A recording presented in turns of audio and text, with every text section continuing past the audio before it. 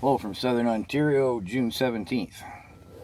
So if a fella had any pride as a Canadian in his government and in his leader, you wouldn't be bringing any attention to the opening of the G7 with Trump and Carney. I got no problem with how Carney started it out. Congratulations, happy birthday, and on your American military's birthday and so on. That's just diplomatic hiney kissing. I got no problem with that. Then Trump, just standing there like a big monolith, completely dominates from that moment on. He goes, "Thank you, Mark," and goes into one of his typical Trump monologues where he's basically feeding Carney verbal shots to the head. You watch Carney's facial positions, or facial expressions and body language, totally passive. Now, Trump was being disingenuous in saying about Trudeau and the G8 and Russia leaving the G8.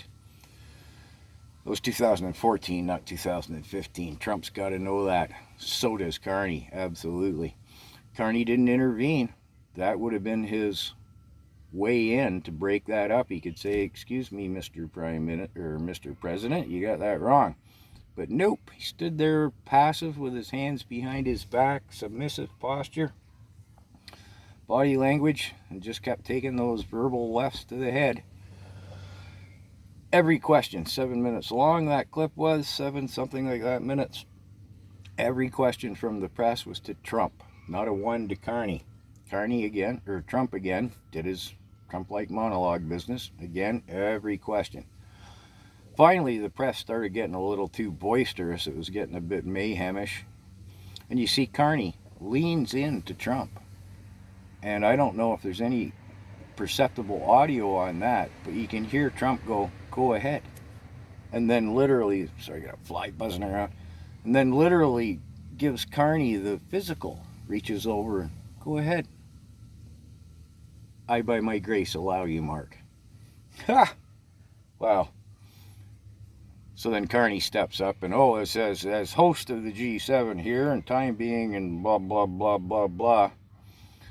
And the press is still calling out questions to Trump, not to Carney.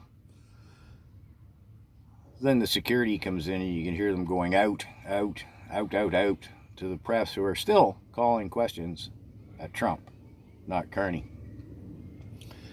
Now, what I find interesting is the disparity between the left and the right, political left and right, interpretation of the whole scene. If I had any, what would you say? What would you say? Well, it would be embarrassing for a Canadian to have witnessed that. If you had any loyalty to our left government, Mark the Klaus Carney, because it was embarrassing to watch. But that's my perspective from the right. People from the left and social commentary, social media.